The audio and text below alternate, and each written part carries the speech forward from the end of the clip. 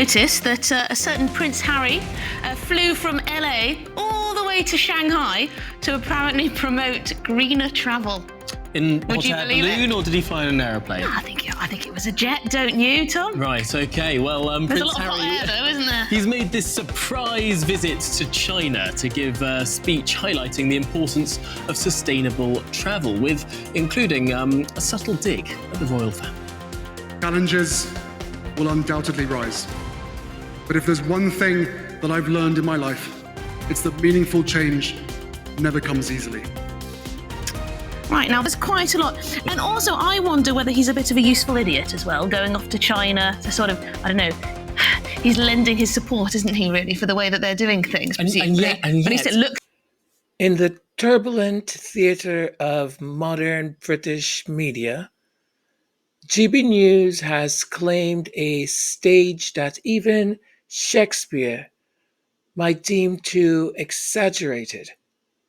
Its performances, rich in mockery, yet impoverished in integrity.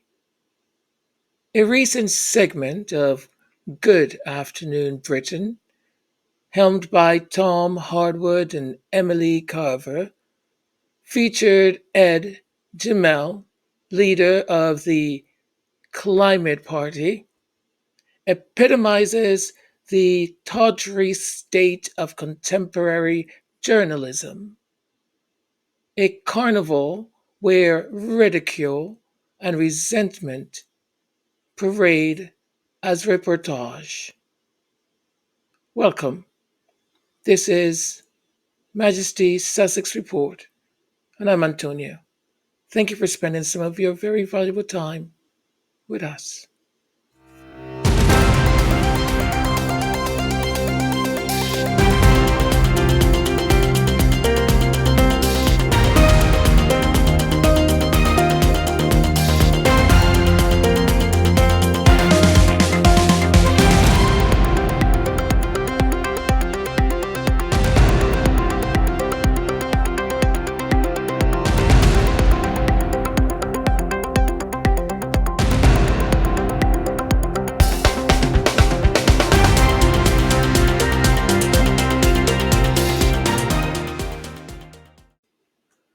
Prince Harry is essentially a useful idiot, declares Emily Carver.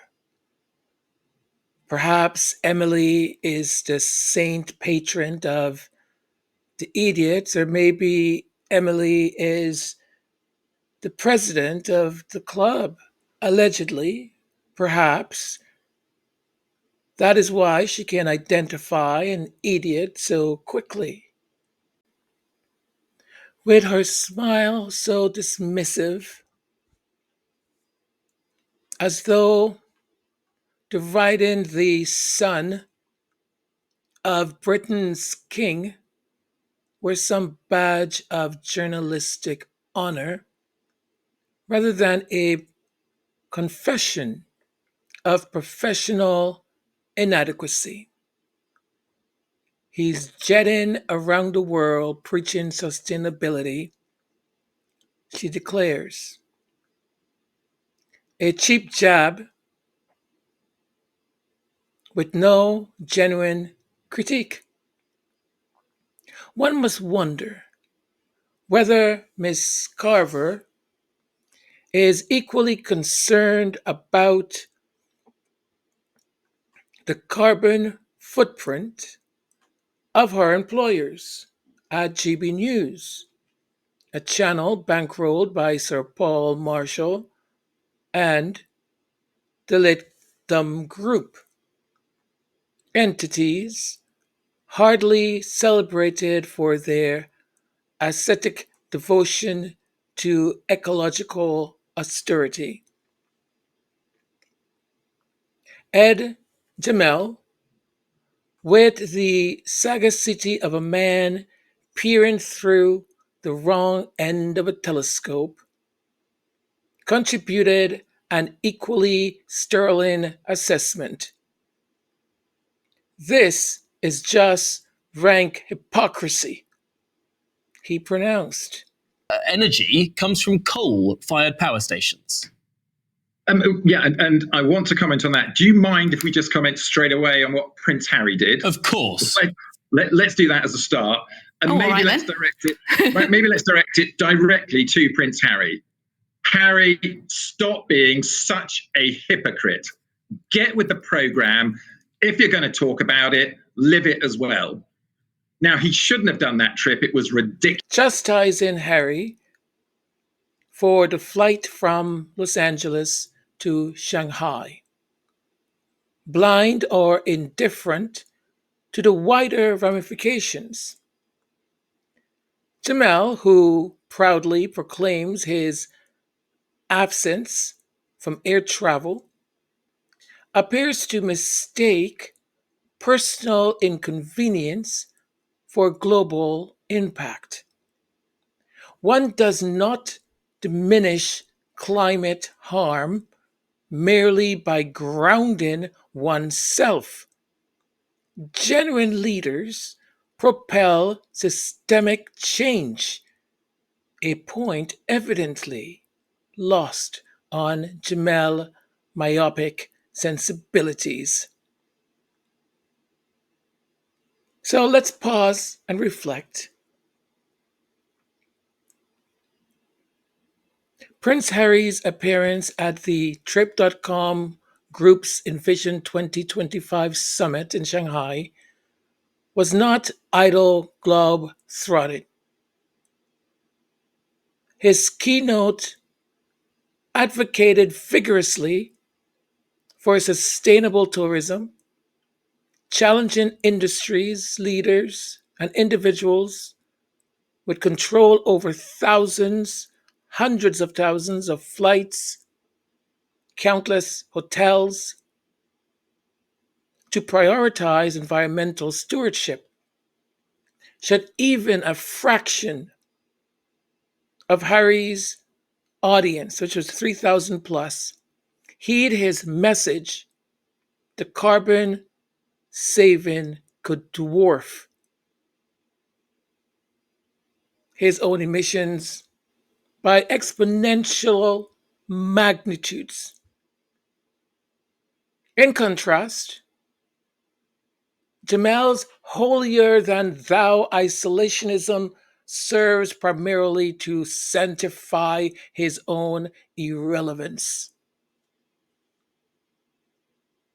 But GB News traffics, you see, not in analysis, but in animosity. He's a laughing stock. I think Tom said that.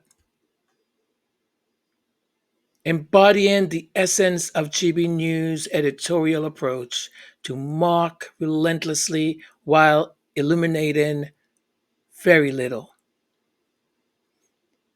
This brand of journalism is to discover what a sledgehammer is to sculpture. Effective only in destruction, incapable of creation. Would it be fair, using the same standards these hosts apply to Prince Harry, to speculate openly about Miss Carver? Should we speculate about her personal appearance, her marital status, or Mr. Harwood's intellectual capacity based merely on their public performances? I would say certainly not. But you see, I'm a decent person. My decency forbids it. Yet decency, it seems, holds no place in GB News' playbook. Their editorial practice relies on the currency of cruelty. Their profit model depends on division and denigration of people. To observe this One does not need sophisticated analysis, just basic human decency and common sense. He is simply a man using his influence to inspire global change, a notion apparently foreign to GB News' purveyor of pettiness, evil, and hate. To Harwood, Carver, and Gemell, one might gently suggest, and I'm gently suggesting it, a moment before a mirror. Stand there for a while and look at the reflection, both literal and figurative, could offer clarity and humility, qualities that are, boy oh boy, missing from your public pronouncements. Journalism, at its best, illuminates and elevates. GB News, with its relentless mockery, does not do that. Instead, it wallows continuously in the muck of scandal and scorn, obvious or indifferent to the very real harms it perpetrates.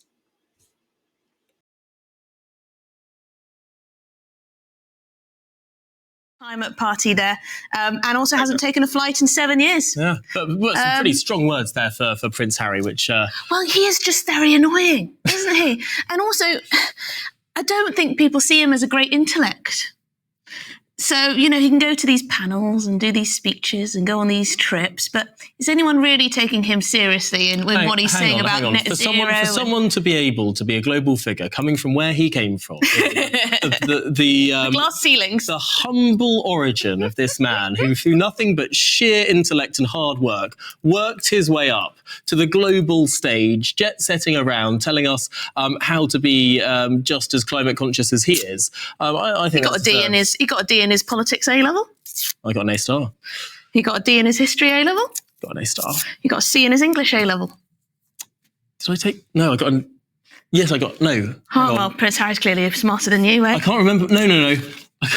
I've genuinely forgotten what A levels I did. Well, it clearly didn't mean much to you. But anyway, if you want to travel around the world like Prince Harry, perhaps in a private jet or a first-class seat, here's the. Thank you, GB News. Thank you, Tom. Thank you, Emily, for vividly illustrating that academic accolades and memorization do not guarantee wisdom, resilience, or even basic intellectual generosity. To belittle Prince Harry based on decades-old school grades is not merely petty, it's profoundly revealing of your own limitations. Peanut brain, I think I call it. Prince Harry's impact reaches far beyond your cynical caricatures of him. This is a man whose voice resonates in halls of power, who is invited to converse with generals, industry leaders, and heads of state. Can't say the same for the heir. Not because of his lineage alone, but due to the tangible contributions he's made. From the transformative Invictus Games to impactful global advocacy in mental health and sustainable tourism. And yet, here you sit, champions of misinformation, masters of the trivial jab, contributing daily to the erosion of civil discourse, while Prince Harry seeks solutions on the global stage, you indulge in smug ridicule, twisting facts into crude distortions to serve your narrative. Perhaps instead of fixating on his youthful academic record, you might pause and examine your own recent record. A relentless devotion to division, a steadfast commitment to snaring, and an unwavering dedication to the diminishment of anyone striving earnestly for a better world. Prince Harry's credibility comes from courage, empathy, and tireless service, not a stale grade transcript. Sadly, your credibility is precisely what your own words undermine each day. And this is the problem that affects the United Kingdom. A bunch of people with no vision, with peanut brain, trying to tell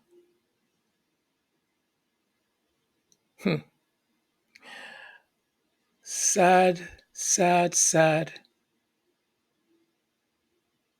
Bonne chance à tous.